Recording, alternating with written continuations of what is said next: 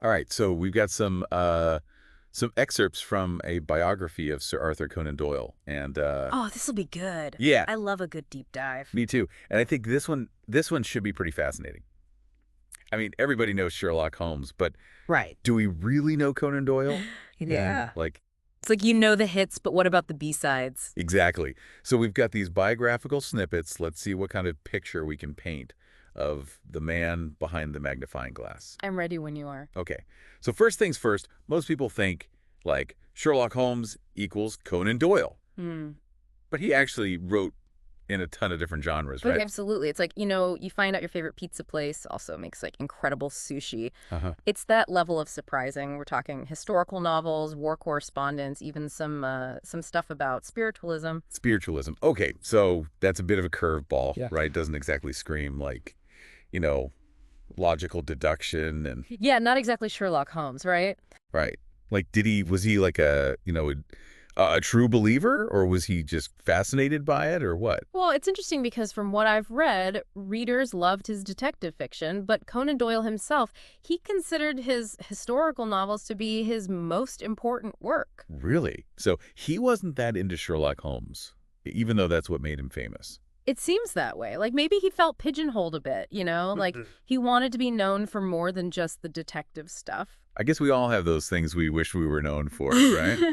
I mean, maybe this goes back to his childhood, too. I think the biography mentions it was a bit rough. Oh, yeah, definitely not a walk in the park. What was it, like 7 kids in the family or something? Yeah, 7 surviving children, and the family was dealing with like some serious financial hardship. Plus, his father struggled with alcoholism and epilepsy. Tough stuff. Wow, that's a lot to deal with. It really is. And, I think I read somewhere that his dad kind of felt overshadowed by, like, his own brothers who were, like, successful artists and writers. Hmm. Oh, wow. That's an interesting parallel, isn't it? Yeah, like, was there this unspoken pressure on Conan Doyle to kind of, like, live up to the family name or, like, Yeah, to prove himself, maybe. yeah, maybe. I mean, it makes you wonder how those early experiences kind of shaped him? But even with all that going on, he was writing his first novel when he was like 6. It's like he was born to tell stories. Yeah, it's pretty wild. And I think because he was always entertaining his classmates with these like adventure stories. Like even as a kid, he had this gift. Mm. But how do you go from like entertaining your buddies to creating like the most famous detective in the world? Well, education probably played a big role, right? He went to Jesuit schools, which Yeah. probably instilled in him a love of like logic and discipline. And then there was his medical training at Edinburgh University. Oh, right. The doctor turned detective connection. And wasn't there like a real life doctor who inspired Sherlock Holmes? Exactly, Dr. Joseph Bell. What was it about him? This guy had these incredible powers of deduction. Like he could tell you all sorts of things about a patient just by observing them. Conan Doyle was totally blown away by him. So, like, medicine was this huge part of Conan Doyle's life, but he was also, like, juggling writing on the side. It must have been tough to balance, right? Yeah, imagine trying to write a novel while, making house calls and diagnosing patients. Yeah, talk about a split personality. Right. But his early medical career wasn't exactly typical either. I mean, he worked as a ship's surgeon on a whaler. Hold on. A whaler. Are we talking, like, Moby Dick here? Pretty much. He was sailing the high seas, participating in seal hunts. It was a real adventure. Wow, that's a far cry from, like, a quiet practice in London. Exactly. And you can see how those experiences, those real life adventures, probably fed into his writing. But he wasn't just making this stuff up, he'd actually lived it. Yeah. So he's doing all this, balancing medicine and writing, even publishing those spiritualism pamphlets you mentioned earlier. But eventually, something had to give. And in 1891, he decided to ditch medicine altogether and focus solely on writing. Wow, that's a big leap of faith. I mean, do we know if he ever, like, regretted leaving medicine behind? Maybe. But then again, imagine a world without Sherlock Holmes. Would we even be talking about him today if he hadn't made that choice? Good point. And speaking of Sherlock Holmes, I was reading that Conan Doyle actually put his detective skills to use in real life, too. Oh, really? Like Sherlock Holmes with a medical degree. Tell me more. So he was actually instrumental in helping exonerate 2 wrongly convicted men, Adolf Beck and George Adalji. His work on the Adalji case even inspired a film, I think. It seems like he was just as passionate about justice in real life as his famous creation. That's incredible. He was living what he wrote. Absolutely. But let's be real, his relationship with Sherlock Holmes was, well, it was a bit complicated. Yeah, the detective that just wouldn't stay dead. That's a whole other mystery to unravel. Definitely. But we'll save that for next time. Stay tuned, folks, because this case is just getting started. The game's afoot. It's kind of crazy to think that, like, before Conan Doyle, detective fiction wasn't really a thing. Like, he Yeah. practically invented the genre, right? It's true. And it wasn't just the character of Sherlock Holmes, it was the whole world he created, the atmosphere, the setting. Yeah, like you can practically smell the fog rolling in off the Thames. Exactly. The dimly lit rooms, the hansom cabs rattling over cobblestones. It's all so vivid, so iconic. And he set the template for, like, countless detective stories that came after, Yeah, it's a formula that works, obviously, but he was the OG, the original. for sure. And it all started with A Study in Scarlet back in 1887. Wasn't a huge hit right away, though, was it? Not exactly an overnight sensation, but it definitely laid the groundwork for something special. It's interesting to think about why Sherlock Holmes, like, why that character resonated so strongly with people, especially in that Victorian era.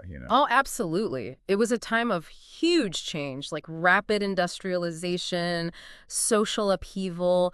There was this underlying sense of, like, uncertainty, maybe even fear. And then you have this figure like Holmes who embodies logic and reason, who can cut through the chaos and make sense of things. People were craving that, I think. Yeah, like a beacon of order in a world that felt increasingly out of control. Exactly. And let's not forget the impact of the illustrations, right? Like Sidney Paget's drawings really helped solidify that iconic image of Holmes. the deerstalker hat, the pipe. Yep, all Paget. Which is funny because those details aren't even explicitly mentioned in the stories. Really, no deerstalker, no pipe. That's Yeah. crazy. So basically, the visual we all have of Sherlock Holmes is thanks to the illustrator. Pretty much. And get this, Paget actually used his brother, Walter, as the model for Holmes. No way. Yeah, and apparently Walter would get recognized on the street as Sherlock Holmes. Imagine that. Becoming a celebrity for being the face of a fictional character. Life imitating art, right. But as popular as Sherlock Holmes was, Conan Doyle, well, he wasn't always thrilled with his creation. Yeah, it's like he got tired of his own success, in a way. I mean, he actually tried to kill Holmes off, right, in the final problem. That's right, sent him tumbling over Reichenbach Falls with Moriarty. The end.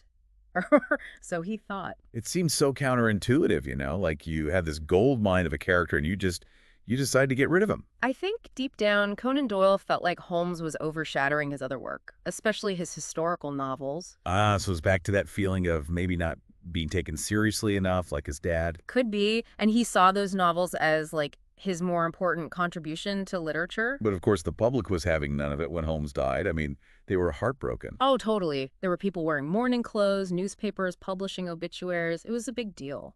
So he brought him back. But I guess he did it kind of cleverly, right? With The Hound of the Baskervilles as a prequel. Exactly. Smart move. He gets to appease the fans while also giving himself the space to explore other things. But that whole back and forth, it says a lot about, like, the creative process, doesn't it? Sometimes what the artist wants and what the audience wants, they don't always line up. Totally. And sometimes you just can't escape the shadow of your own success no matter how hard you try. Yeah, that's true. But there's another shadow hanging over Conan Doyle's later years, right? His interest in spiritualism. Ah, yes. That's a fascinating turn, especially for someone so seemingly rooted in logic and deduction. But we have to remember the historical context. This was post-World War I, a time of immense grief and loss. Conan Doyle himself lost his son, his brother, other relatives in the war. So it makes sense that he might be drawn to something like spiritualism, this idea of connecting with the dead, finding some kind of solace. Like searching for answers in the face of unimaginable tragedy. Exactly. And for him, it wasn't just a passing fad or a hobby. This was a deeply personal quest for meaning and connection. And he went all in, didn't he? Like, became a vocal advocate for spiritualism. Oh, absolutely. He wrote books, gave lectures, even got caught up in some questionable incidents, like the whole Cottingley Ferries thing. Yeah, the fake fairy photos, right? Yep. But hey, you gotta admire his conviction. He believed in it, and he wasn't afraid to stand up for what he believed in, even when it made him a target of ridicule. It's like, even though he created this paragon of logic and reason in Sherlock Holmes, Conan Doyle himself, well, he wasn't afraid to embrace the unexplained, the mysterious. Absolutely. And in a way that makes him even more interesting, right? He was a man of contradictions, a blend of logic and intuition, skepticism and belief. And his life, much like his stories, is full of twists and turns that keep you guessing. Speaking of twists, the biography mentioned that his family actually believed he continued to communicate with them after his death. Wait, really? Like through seances and stuff? Through automatic writing and spirit photography, apparently. It's a pretty enigmatic end to an extraordinary life. Almost like he's winking at us from beyond the grave saying, hey, the mystery continues. It definitely leaves us with more questions than answers, that's for sure. But maybe that's the point, right? Maybe the real legacy of Conan Doyle is that he inspires us to stay curious, to embrace the unknown, to keep searching for truth, even in the most unexpected places. Beautifully put. And I think that's a great place to leave it for now. Join us next time as we continue our deep dive into the life and work of Sir Arthur Conan Doyle. There are still plenty of mysteries to uncover. You know, it's funny, like we think we know a guy like Conan Doyle, right? The creator of Sherlock Holmes, all about logic and reason. Right, the master of deduction. Yeah, exactly.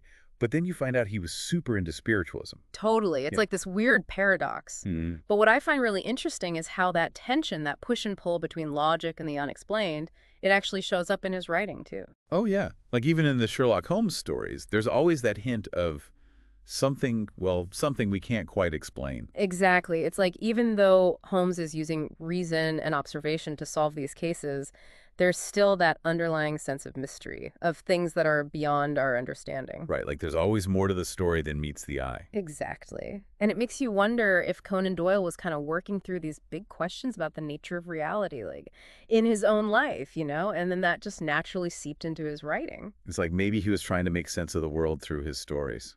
Yeah, maybe. And let's not forget how diverse his work was, I mean, we've got historical fiction, war correspondence, even a little bit of science fiction with The Lost World. It's like he wasn't afraid to try anything. No kidding. It's like he had this constant need to explore, to push the Right. boundaries of what a story could be. Yeah, he could just kept writing Sherlock Holmes stories forever, Right. right? And probably been very comfortable doing it. Right. But he wasn't satisfied with just sticking to one thing. He had to keep challenging himself, keep searching for new ways to tell stories. And honestly, I think there's a really powerful message in that for all of us. Yeah. Like, even when we find success, there's always more to learn, more to create. Totally. Like we don't have to be defined by just one thing. We can keep growing, keep evolving. Exactly. And Conan Doyle's life really shows us that. It's like a testament to the power of curiosity, to always be asking questions and seeking new perspectives. Absolutely. So as we wrap things up here, I'm trying to think like, what's the big takeaway? I mean, we've covered so much ground. His rough childhood, his adventures as a ship surgeon, his love-hate relationship with Sherlock Holmes, his whole deep dive into spiritualism. Yeah, it's a lot. But I think if there's one thing we can all take away from Conan Doyle's life, it's to stay open to the world, to embrace the mystery of it all. Like to never lose that childlike sense of wonder. Exactly. And whether you're a diehard Sherlock Holmes fan or you're just starting to explore his other work, there's a whole world of stories and ideas out there just waiting to be discovered. It's true. And who knows, maybe Conan Doyle is out there somewhere, still observing us, still weaving his tales. Still challenging us to look beyond the surface and dig a little deeper, right? So to all our listeners out there, keep exploring, keep questioning, and never stop searching for the truth. Because you never know what amazing mysteries you might uncover. The game's afoot, my friends. Always.